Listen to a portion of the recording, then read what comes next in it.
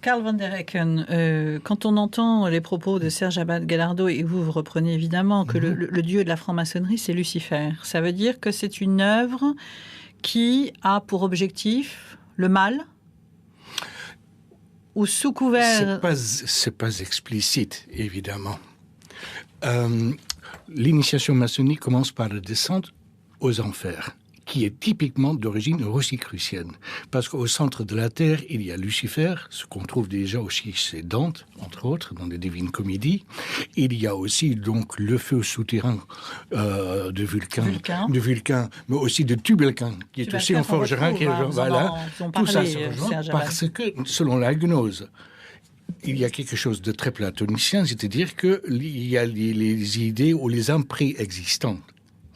Pour un catholique, selon la doctrine, et même selon Aristote déjà, un être est créé, âme et corps. Pour tout ce qui est platonisme et néoplatonisme et ou donc idéalisme tout court, l'homme est une parcelle divine, est une étincelle divine. Et cette étincelle divine, il est en lui. Et il doit l'éveiller, le réveiller, le travailler pour devenir Dieu.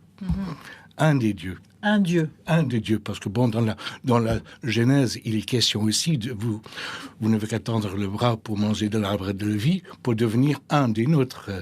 Et au commencement, Dieu est un pluriel, Elohim en hébreu. C'est toujours nous qui ont créé. Et on parle plus du réel. Mais ça, c'est la Sainte Trinité qui n'a pas été dévoilée et encore été dévoilée. Et d'ailleurs, ce que tu dis est tellement vrai, Karl, que lors de la cérémonie pour accéder au grade du 30e degré, qui s'appelle chevalier Kadosh, eh bien, on pose la question au candidat. Quel est votre nom ? Nom avec un N majuscule. Donc, c'est la formulation qui est employée dans la Bible pour parler de Dieu. Et il répond, je m'appelle Adonai. Oui, ce signe. Donc, je suis devenu Dieu. D'ailleurs, je cite plusieurs rituels dans mon livre, d'où il ressort clairement que le chevalier Kadosh s'accomplit en devenant une divinité, un des dieux, comme tu le disais tout à l'heure. Donc là déjà, un deuxième point qui signe l'incompatibilité. Où Dieu se révèle, celui qui est. Voilà. Et je voudrais revenir sur l'histoire du bien et du mal. Effectivement, je suis persuadé, et ça a été le cas de beaucoup de gens que j'ai connus, et ça a été le mien, que la plupart des francs-maçons rentrent en franc-maçonnerie, bien entendu, pas pour adorer Lucifer. Bien que, au 29e degré, il y a une adoration de Baphomet. En tout cas, il y a une génuflexion devant Baphomet. Bien, je cite d'un texte maçonnique, concernant le deuxième serment, au 30e degré, qui est le plus haut grade symbolique du rite écossais ancien et accepté, qui est le rite le plus pratiqué au monde. La deuxième partie de ce serment rappelle la nécessité de lutter pour le bien et contre le mal. Jusque-là, nous n'avons rien à dire, au contraire, on a presque l'impression que nous sommes cousins proches. Mais c'est ce qui est intéressant, c'est bien après. Ce qui amène la franc-maçonnerie à définir la nature du bien et du mal, sujet déjà abordé précédemment avec les 7 vérités gnostiques. Donc, premier point, la franc-maçonnerie, et non pas Dieu, définit le bien et le mal. Et alors, ces vérités gnostiques, je vous en donne juste une. Le mal, le malheur et la misère sont nécessaires à l'harmonie universelle. Ça n'est pas moi qui le dis, c'est au 29e degré, juste avant le 30e degré, qu'on définit finalement que le mal est nécessaire. Donc on voit bien qu'il y a une sorte d'inversion des valeurs dans la doctrine maçonnique par rapport à la doctrine chrétienne, ce qui est encore un point supplémentaire d'incompatibilité fondamentale. Mais où est la liberté dans tout ça ? Puisque quand vous prêtez serment, quand vous avez ces rites initiatiques, quand vous montez dans les grades, Serge Abad-Galardo, et vous y répondrez aussi, Karl van der Hecken, vous avez une liberté de conscience, c'est une intelligence. Oui, mais c'est une liberté totalement illusoire, parce qu'on vous dit en loge, et la formule est consacrée, la parole est libre. C'est-à-dire qu'on peut parler de tous les sujets, on peut s'exprimer sur toutes nos convictions, ce qui est complètement faux, puisqu'on nous dit, par exemple, dans des constitutions maçonniques, que la maçonnerie respecte les croyances politiques ou religieuses des uns et des autres. Et j'ai des documents, et je crois que je les cite d'ailleurs dans ce livre, sur qui sont parus dans un bulletin du Grand Orient, d'où il ressort que l'Église catholique, il faut la détruire. Donc, vous voyez bien qu'il y a un double langage, voire triple, voire quadruple langage. Cette liberté, elle est illusoire parce que je me souviens, au moment où j'ai retrouvé la foi, avoir pris la parole en loge pour dire que l'avortement était pour le moins un problème et pour le moins la suppression d'une vie à venir. Ça n'est pas une condamnation extrême. J'ai pris une volée de bois vert. On a l'impression qu'on se dit, tiens, on va faire partie d'un réseau, on est ambitieux dans sa carrière, on va pouvoir grimper, notamment peut-être dans la fonction publique, en politique, etc. Et c'est le passage obligé. Qu'est-ce qu'il y a de mal là-dedans ? Ah bien, ce qu'il y a de mal, comme je l'ai dit une fois en conférence, je ne suis absolument pas gêné par le fait qu'il y ait énormément d'hommes politiques qui soient francs-maçons. Chacun a le droit à avoir sa conviction, son chemin personnel. Ce qui me gêne par contre, c'est que la plupart des gens ne votent pas pour des francs-maçons. Ils votent pour des gens qui appartiennent à un parti politique, tel ou tel, et qui est censé défendre des opinions politiques de ceux qui sont les électeurs.